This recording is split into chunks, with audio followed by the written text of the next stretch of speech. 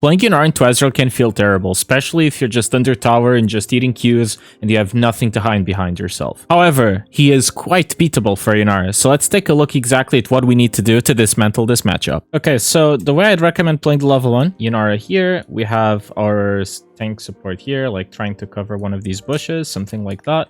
And we're trying to get a little bit of position into these guys. What can we do as Yunara when we're playing into Ezreal Thresh? What do we care? Thresh is a melee champion. This is going to happen with every support matchup where these guys are melee. You get 2 stacks each time you're going to hit an enemy champion, right? So since they're melee, and if you are behind these melee minions, right, you are not only avoiding yourself from being hit by Ezreal Q, you are also avoiding yourself from being hit by hooks. So as long as you have any of these melee minions or something that you can protect yourself from them, you can kind of just stand behind these minions and like auto thresh, get yourself some stacks. And then when you have your Q up, you can look to absolutely fight these guys. So those are the windows we want to do when we're strong. When is Ezreal strong? So Ezreal is usually just considered, you know, he's Q champ, he just lends Q, he wants to poke you when you are outside the minion range. But there's actually a whole lot more to that, which is due to his passive.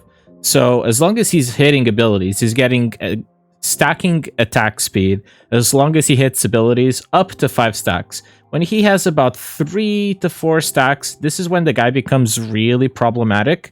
And you can just click as you're right. It's going to display a little box over here. And if he has 3 stacks on the passive, maybe be a bit more cautious with how you want to fight this guy.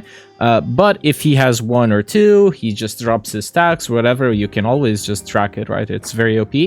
Then you can look to fight him with your Q. It's something important. You can also just look at this bar. I'm not sure whichever way you use to check your Q. But that is kind of the mindset that you want to carry over with this lane. So here, as we play out, this scenario is absolutely terrible, right? Our Blitzcrank is still coming over to bot lane because he was looking for some roam in mid lane, and we are doing nothing.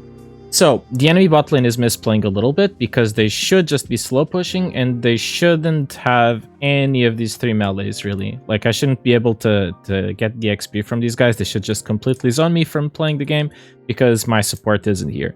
However, that's not really going to happen in a lot of your games, but I think it's just something interesting to know because you're just going to happen to get these supports every once in a while, right? So what are we doing in this situation? Well, since they pushed so quickly, we're just going to hit what we can from last hits. Did this a bit better. Unfortunately, I hit the wrong one. Really decent hook here from Blitzcrank, honestly. I wasn't prepared for that. And now we're kind of fighting level 2. So something interesting here as well is, since we're playing on a little bounce, is that the wave is actually closer to us. There's this very positive side of playing with the wave closer to us because we have a lot more range. So you can chase these guys down. And we will have W, right, that we can skill, and we'll have Q, we'll have lethal tempo stacks. We're just ready for all-in brawls with these guys. There's also the other interesting thing, right? Blitzcrank actually missed XP, so we're gonna hit level 2 first. That could always be a scenario that you could look out for here in this scenario. All right, so now we hit level 2, and Blitzcrank actually hits level 2 as well, probably because he yiked some XP from the mid laner. So we should just be looking to go completely on the aggressive here. However, our W is a little bit bad, and we don't just like completely run forward. Like, look, I don't know my level up timer here. I'm just really confused because this melee is alive, these 3 casters are alive, Blitzcrank also leveled. It's really weird. But as soon as this happened, I should just insta run forward. But like, this is such a weird scenario where even Blitz also leveled. You know, you're gonna make mistakes on something like this. That's fine. But as soon as I got level 2, I should recognize that I should go forward, and having this minion just creep block me here on my W is really bad, right? This can't happen.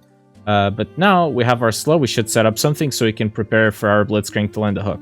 And now it's too late. We had that window, right? We had the window, and now we have the whole wave coming back, and it's going to be difficult. However, there's this Thresh here. There's this Ezreal here. We should look to play with our Blitzcrank, right? He can hook either. Well, he can't hook Ezreal. He can hook Thresh, so in this case, we should look to play any of those. So here, Ezreal is still quite safe, right? He's behind these minions. However, Blitzcrank is going to get this Thresh hook, and I should just absolutely gun this guy down. We get the W win, and now we're kind of having a fight to the death, but I swapped my target over to Ezreal. I believe I just beat this guy. And, oh, wow. Did he try to flash to just tank the hook? That'd be kind of cool, actually. But this is really cool, right? So what happens here? The Thresh is out of position because this guy can't just go through anything, right? He doesn't have any minion, and he's super out of position when he's in this spot. So what is Ezreal doing? He's compensating. He's walking forward. He's fighting the support to the death. And what can I do? I can look to chase the Thresh, right? Who is kind of a free kill. Or we can do something that is of much higher value, which is to hit this Ezreal instead. And why is that better? Because he's the ADC, right? If this whole wave is like something we can push into them and Thresh gets this XP and this gold, no one cares. If Ezreal gets it though, it's worse, right? So if you can just stop Ezreal from getting this type of gold or something like that, that is far better than just denying Thresh. So my idea is we just play for the Ezreal because that's the guy that we want to mess the game. I don't really care for getting this kill on Thresh as much as I care for messing up this Ezreal. Plus, we have a really strong health bar. We have 4 lethal tempo stacks already. We have Q almost being done. So we just know we're going to be really strong in an all-in at this point. We also have both sums, right? Just can't go wrong. And that's what I do here. Keep in mind that this melee is actually just complete MVP as well, because he just gets vision without me having a ward on this middle bush. And there we go. We get the Ezreal. I think I misplayed with an auto Q there. Maybe I did get it. And now what you want to do is just crash the wave and you base, right? So that's insane hook as well here again from Blitz. Seems like we don't get the kill. Let me just see what happens. Did I? Oh, I think I just misplayed mechanically, no? Auto Q? Where's my auto Q auto? Hello. Yeah, misplay mechanic. That should be a kill as well. It's not too bad, right? You're not going to be perfect. But that's an interesting way to look at the early game and versus a melee support. Let's see what Ezreal is like when he has a range support. And I can tell you it's not much more fun than this. Here we have a thought of Yunara with Bard into Ezreal Karma. So this is going to be as difficult of a lane as you're going to imagine, right? These guys can get a lot of priority into us. So how do we play level 1? We want to ward this middle bush immediately. So let's see what happens. There's usually a fight here. They'll ward, something like that. Both ward. If you can, it's not bad to just like straight up run as both of you and try to see if you can take this ward. Really cool if you can do that. It's something that will be just very useful to have in your games, especially like just ping assistance, ping, ping, ping, ping. Maybe these guys will help you out. Now notice how much poke the Ezreal Karma have. They just throw some non-committal Qs. So what does Guma do? You know, he just sits under tower instead because there's just nothing to win here, right? You need to auto-attack a champion 4 times until you can get your Q stacks. You're just never going to get into a trade that you want to have before they've spoked you out completely, right? It's just not going to happen. Anyway, they start hitting the wave, right? Look at the time. By the time we hit our first auto attack, right? It's just about to land. Just landed. This minion is nearly dead. This minion's already lost a little bit of HP, and this one is 50%. Our Bard's taken damage. We've taken damage. Karma took a little bit, maybe from minions. And Ezreal is full HP. These conditions are so difficult to play. But this is what you can expect of an Ezreal Karma lane. So let's take a little bit of a look into how this evolves. Guma is trying to get a little bit of some auto attacks onto the Ezreal as well, which just speeds up getting your Q, right? Here we go for a barrier, we go for a big trade onto the Ezreal, 3 autos, 4 autos. He goes for 4 autos with his Q. And this is really good and from the perspective of using your lethal tempo, right? It's not something you should be afraid. You have your Q up, you have lethal tempo, you like extended fights, right? This is your bread and butter as Yunara. It's a bit of an even trade. However, Ezreal just has PTA. He has barrier still, right? He didn't use it. Karma has shields. Like, this is going to be a little bit difficult in very flippy conditions. This is very volatile, and whichever of these junglers comes bot first maybe can collect on something if these guys haven't died yet. So that is something to think about. The lane goes on, and we don't have priority, right? Look at how quickly this wave has been pushed already. I think this can also be quite tricky for them. Oh my god, that's an insane part Q. This is a very tricky wave situation because by the time the second waves are going to meet, it's also going to be closer to the Yunara side. It gives her space to run them down, right? A little bit like our Thresh Club. We're going to have space to run them down, and that's something Yunara likes because, again, Q plus lethal tempo. It's amazing on Yunara. Anyway, so here we got all of that extra damage onto Ezreal. He's still holding the barrier. Oh man, and he lives 1 HP. The Yunara is also a bit closer, but yeah, I mean, these guys are just playing completely to the limit here. And wow. Well, that bar Q completely salvages this lane because it should look a lot worse, but it doesn't. Here, I think they want to get a second wave crash, but the third wave is about to join. This is very difficult. Yeah, you just have to crush this third wave. You have to stay a little bit longer. However, Ezreal had to base, right? So this is just going to be the karma. They have the sword. So they know jungler is topside and they're safe to crash this base.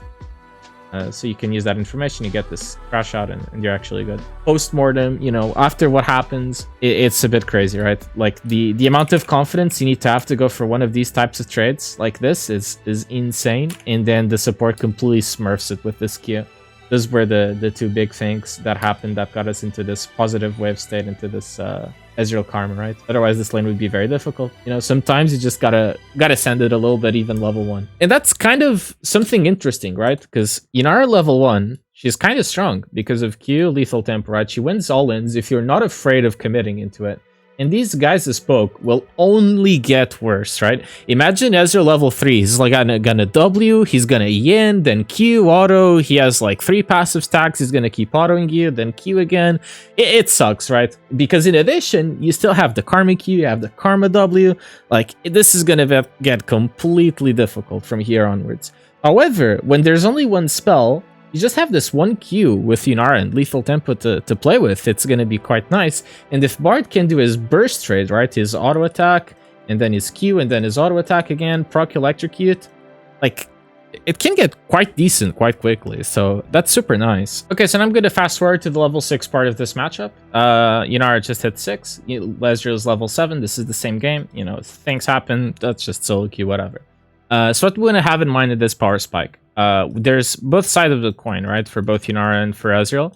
So which things do we need to consider? Well, Yunara's level 6 is a big spike. When you have this level 6, you have your Q active for 15 seconds. You get empowered abilities. It's really strong. The way I suggest you approach this level 6 is as soon as you get in auto attack range of Ezreal, you auto and then you R. And this way you get your auto attack reset. You can use your E's, your W's, whatever afterwards. But at least you have like already empowered yourself and you get the auto attack reset value. It's something that you want to consider once you're in auto attack range. You can also just try to use Qs as much as possible, but in this case we have 0 Qs, right? We don't have anything going on for... Oh, sorry. Another thing you can do is you can just wait until he's in Q range. You can just try to squeeze as much from your Qs as well, because you still have your normal E, you have your normal W. You can look to use these abilities first. The other thing you may want to look before you ult is to also use your W. You get your E, you get big cooldown refunds, right? You go E into R, you have a full refund on your E. When you use your W, you get an 80% refund, so you can just... Sorry. When you use your W, you get an 80% refund, so that's also quite big because it's when you use your W, followed by R, you get it reduced to 2 seconds. So you can also go like W, R, and then you RW, and you just maximize a lot more of your abilities. But the idea would be to auto R auto this guy and squeeze as much damage as possible. Ezreal with 6 isn't as big of a deal as it is for Yunara. However, something to have in mind is that he has this very wide missile, right? This very wide barrage, right? Is whatever it's called. And when he uses this on a whole wave, right? He's gonna get stacks for each minion he hits, right? So imagine there's like this whole wave. If he hits all of it with the ultimate, he's gonna get his passive to full 5 stacks. And what do you remember from Ezreal? 5 stack passive, he's dangerous at this point. So he can just play up in your face and auto attack you and deal a bunch of damage at this point. So it's also kind of strong for Ezreal himself. However, it's quite easy for you to dodge with like RE and dodge to the side and then look to fight him as well. Just to get out of this like decent burst of damage he gets from R. But this passive stack thing should be considered in case he does go for this situation, right? Let's see how it plays out. Ezreal goes in, EWQ.